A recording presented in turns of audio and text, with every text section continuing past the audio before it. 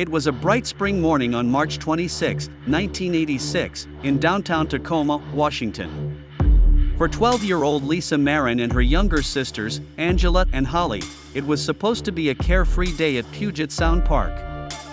Lisa, on her bike, Angela alone, and Holly holding a jump rope tied to Lisa's bike handlebars, headed toward the park, laughing as they arrived. The park was a cherished haven for the Maren family, a 1.2-acre haven of grassy slopes, a small playground, and a tree-lined ravine where nature seemed to pause in peaceful silence. Around noon, hunger struck. They had packed sandwiches, but they had left them there. Lisa, the ever-responsible older sister, assured Angela and Holly that she would be back soon with food. She climbed on her bike and rode off, leaving the girls to continue playing. The minutes turned into hours. Soon, the girls realized that Lisa was taking longer than expected to return. By 12:30 p.m., with no sign of her, they left to use the restroom at a nearby coffee shop, even calling home to see if Lisa had made it home, but no one answered. Returning to the park around 2 p.m., Angela and Holly were surprised to find Lisa's bike back on the rack and their lunch bags open on the picnic table. The sandwiches were still there, one half eaten. Next to them was a small bag of Easter treats, scattered like a forgotten gift. But Lisa was nowhere to be seen. Panic spread through them, leading to what the family called the Maren call, a distinctive howl that each sister recognized. But there was only silence in response. The girls spotted the babysitter, who had arrived after they had called her from the coffee shop. Together they searched the park, calling for Lisa. Their mother, Teresa Maren, had been distraught when she received a call about her missing daughter from her babysitter. She rushed to Puget Park, but when Lisa was nowhere to be found, she called the police, pleading for help. Within an hour, police swarmed Puget Park, combing every path, tree, and corner. Dusk turned to darkness, and with the help of police dogs, they searched Puget's trails, reaching the gulch, a quiet, rugged area that visitors often avoided. Finally, the dogs stopped at a makeshift campfire hidden in the foliage. There, amid the tangled grass and dead leaves, was Lisa's body. Her once bright expression had frozen into an eerie calm, her clothes and belongings strewn everywhere, her pink-rimmed glasses missing. The medical examiner later revealed that Lisa had been attacked, leaving defensive wounds on her arms, but it was the head and neck injuries that claimed her life. Her final moments were spent fighting a nightmare. The town of Tacoma was devastated. News of Lisa Maren's murder spread like wildfire, making headlines for weeks. Parents sheltered their children, parks seemed haunted, and Tacoma's faith in its own safety evaporated. Months passed without arrests or leads. Tacoma slowly returned to normal, despite a tight curfew and constant glances over one's shoulder. Then, in early August, another young girl disappeared. Jennifer Bastian, an active and adventurous 13-year-old, was on summer vacation and training for a long bike ride.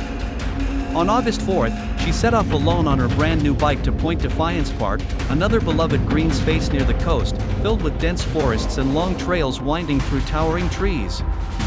She left a note for her parents, promising to return by 6:30 p.m. But 6:30 passed and Jennifer was still nowhere to be found. Her father, William, searched the streets before calling the police. The police arrived quickly, their hearts heavy, knowing that only a few months had passed since Lisa's murder. 2 dogs were deployed and followed Jennifer's scent to a wooded area in Point Defiance, but as they navigated the dense trails, the scent faded. Volunteers and family members joined in, handing out missing persons flyers, but each search ended the same: no Jennifer. Days turned into weeks, and Tacoma held its breath. Suspicion and fear hung in the streets, whispers of a killer echoing through the neighborhood. 3 weeks later, on August 28, a jogger noticed a sickly sweet smell coming from a remote area of the park. Searchers arrived, and within hours, they found the source: Jennifer's body, hidden in a hollowed-out bush cave, her belongings scattered around. The condition of her body suggested that she had suffered the same fate as Lisa Maren. The two girls had never met, but they shared a haunting legacy: 2 young lives, 2 gruesome ends, both found in quiet, isolated parks. Tacoma was now a city under siege, with parents, officials, and law enforcement in a constant state of fear. The press began to wonder, was a serial killer stalking Tacoma's parks? Detectives did not publicly link the two cases, but privately they began working on the assumption that a predator had claimed both lives. Detectives began a full-scale investigation, speaking to hundreds of locals, digging into every lead. Witnesses came forward, one recalling a strange man in his 30s with dark hair and reflective sunglasses following Jennifer on her bicycle. Another person described seeing Lisa with a similar strange figure near the gulch on the day she disappeared.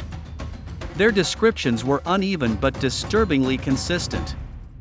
Detectives distributed sketches of suspects, but every lead led to a dead end.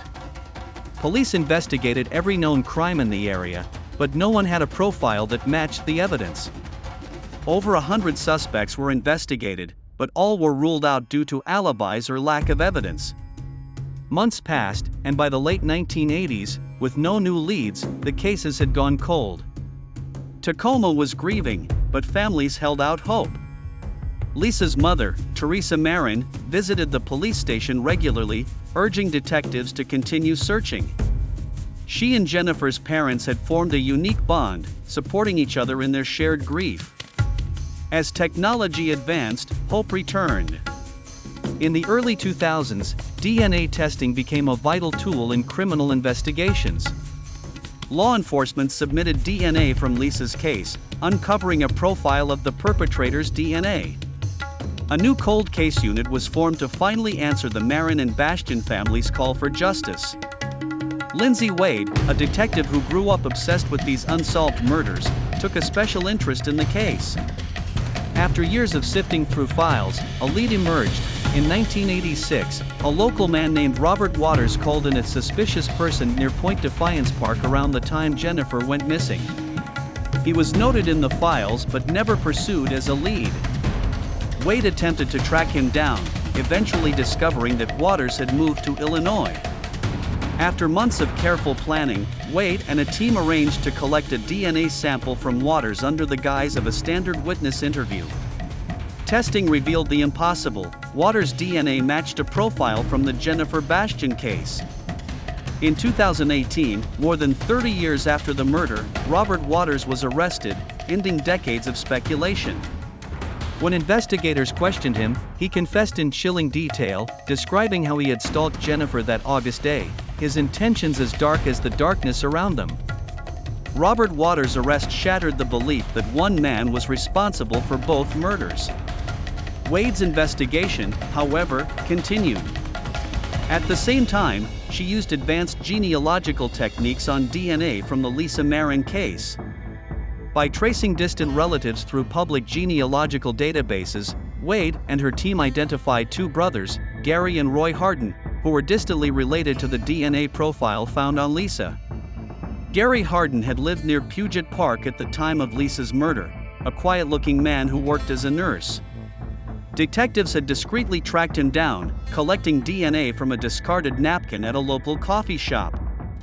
Testing confirmed their suspicions. Gary Harden's DNA matched DNA from Lisa's crime scene. After a decades-long pursuit, Tacoma's nightmare was over. Harden was arrested in 2019, charged with the murder of Lisa Maren. Unlike Waters, Harden maintained his innocence, but the evidence spoke louder than his words. At trial, he was sentenced to 27 years in prison, ensuring that he would likely never be free again. In their final statements, the Maren and Bastian families shared the impact of their loss. Lisa Maren spoke of her daughter's kindness, her love of music, her vibrant spirit, and the void left in her life. The families have sought justice for years, and while no verdict has healed their pain, the long-awaited verdict closes a dark chapter in Tacoma's history. The cases of Lisa Maren and Jennifer Bastian reshaped the future of criminal justice. Tacoma would go on to pass Jennifer and Lisa's law, which would require DNA testing for all convicted felons in Washington, without exception, in an effort to prevent similar tragedies. Today, the Tacoma community remembers Lisa and Jennifer not only as victims of horrific crimes, but also as young women whose stories changed the future of forensic science. Their memories live on.